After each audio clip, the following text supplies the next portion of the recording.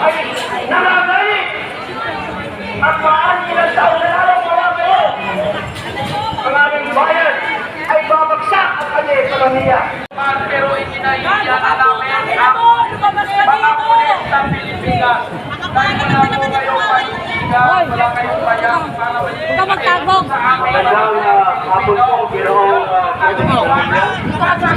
Ayan, sinunod na tingnan ko lang.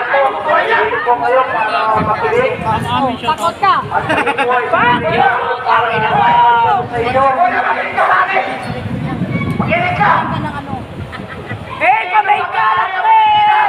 Main character! Main character! Dito sa kanari ang Pilipinas! Tumayan ka dyan! Tumayan mo ka! Hey! Ayun. Haba na mukha mo ka pa! Ulit po, magandang hapon, Ginoong Julian. Salamat po, nandito po kayo para Salamat sa pagbabantay sa Bangladesh! masaya pa ang pag-ipon. Salamat sa ating mga kapulisan na pagsagang nagbabantay upang ito ay mabigyan din ang posisyon sa kinamamahan mo. Ako po ay pastor, Espiritu Pastor Pastor. At ako po ay narito para i-represent ang posisyon ay Superior Solda. Aking po siya malamang ako ay nasa Colegio 2085. Sa ng People's Power ay nakuha na ng isipan na walang maaaring makatulong kung mabago ang ating kamamahalan kundi ito ang kapahayag at ng kapangyarihan ng mga bayan at wala ito sa mga namumuno sa atin. At kayo po, mga kapulisan, kayo po ang aming inaasahan na magpapaayos ng kapayapaan, mag-aayos ng kapayapaan, mag-apply ng kaayusan at kapayapaan ng ating bayan. Sa aming pong mga sinyo, sa aming mga nakikita kayo, bankrupt ang PhilHealth, bankrupt ang PGH, walang mga gamot para sa aming mga sinyo. Ano ang aming kinakatakutan?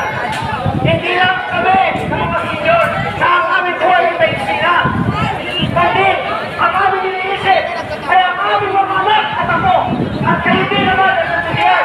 Malapit na rin kayo mga senior. Ilang taon naman. At kayo din naman ay umaasa sa PhilHealth, sa mga gamot na nasa ating mga hospital. Ngunit tingnan niyo ang kalagayan ng ating mga hospital at ng ating mga paaralan para sa ating mga anak. Hindi ito na susuportahan ng mabuti. Saksakan sila sa mga hospital. Puno-puno ang mga ward. Kulang ang mga kaso. Ano ang pinabukasan ng ating mga anak at ako kung ganito ang kalagayan natin? Tanungin ko kayo, hindi mga magulang kayo. Iwasan mo yung sa taas. Kayo rin ay mga magulang. Ayan, ha? Okay. Darating din ang araw na kayo ay humihina, magkakasakit at nangangailangan ng tulong. At hindi magiging matabang yung mga tao. Galing ako naglaban. Tayo lahat, Galing ako yun sa... kawawa ang aking pinakawasan, lalo na sa ating mga anak at ako. Buti na, dumating si Kuya Badong. Sabi ni Kuya Badong, lakad tayo doon. Lakad kami dito, pero kung nasaan na. Siya ay pinala sa ibang bansa upang tumisin. Samantalang tayo ay mayroong sariling batas na kung saan dapat ay sundin. Siya rin ay senior na. 80 years old! Hindi kayo hawa! Darating nilang araw, kung anong ginawa niyo sa kapwa niyo, yan din ang gagawin sa inyo! At maaaring sobra pa! Alam ko, wala kayong gawa. Nakatali ang inyong mga kamay. Kailangan sumunod sa batas. Ngunit nasaan ang abag natin sa ating mga sinyo? Kung tayo mismo ay hindi kumikibo, kumiimik, at ang ating inaasahan lamang ay ang nagbibigay sa atin. Ito, aking pagwawakan dahil may paabot sa inyo. Muli, salamat sa inyong pag-ibig. Gawa, bago kayo matulog ng gabi. Panalangin kayo, isipan niyo ang kalagayan ng ating bansa. At ito po ang aking pagdalangin. Ay titingin na tayo. Kayo mo po at madalangin. Ama, wala kaming kapangyarihan sa aming mga kamalan, kundi ang aming wala kami sa posisyon, kundi kami mga ordinaryong mga lamang. Umaasa lamang kami kung ano maaari gawin sa amin, sa aming pamahalaan, kung ano ang aming itulong sa pamahalaan. Kaya ba, isingin mo ang aming mga pinuno, kaya pangungutin sila sa katotohanan ang kinabukasan ng aming mga anak at mga apo ay nangangalit at maaari ilang taon na lang wala ko.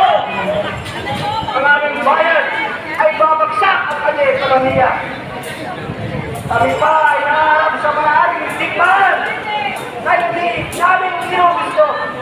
Digmaan na nandiyan lamang ay maaaring magsimula sa isang pagkakamali. Kaya nga, isingin mo ang aming mga pinuno. Ipakita mo sa kanila, sa kanilang pag-iisa, ang kanilang ginagawa ay hahatulan mo isa sa mga araw na ito. Paharap sila sa iyo. At hindi ba sa kanilang mga ginawa ay maaaring ipataw sa kanilang mga ulo. Kaya ba, dalangin namin nang mapayapang natin ito sa aming pansamantalang pag-iwawalay. Kami lahat ay magkaisa, magtulong-tulong para sa pagbabago ng aming bayan at ang sistemang tulong ay mawala sa aming kalapitnan. Pagpalain mo ang aming mga kapulisan, pagpalain mo ang namumuno sa amin na may matuwid na puso at malinis na puso upang maglingkod. Hindi nakasalalay ang kanilang kamay sa ibibigay ng mga tawatan at iwaling mga pinuno ng aming bayan. Kaya nga, ang lahat ng ito ay atin ang pinagkakatiwala sa iyo, kamay. Sa pangalan ng Ama, ng Anak, at Espiritu Santo, sa ngalan ni Jesus. Amen.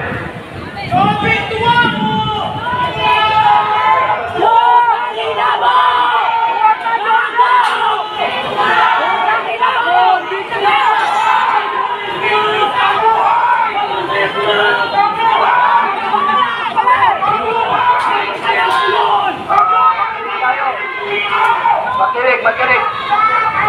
Makinig. Okay. Tayo po ay dumating dito na mapayapa at pinakinggan naman tayo. Tayo rin po ay alis na mapayapa sa lugar dito. Pantayan pa rin ninyo ang bawat isa sa ating pagalit. Hayaan po natin na mga iniwang salita natin sa kanila ang isang gumising sa kanilang puso. Kaya alis po tayo mga bayaba. At hayaan natin ang Diyos at ang kapangyarihan na ibigay ng batas sa atin bilang mapayapang bansa at malaya ay ating pagkatiwala sa Diyos.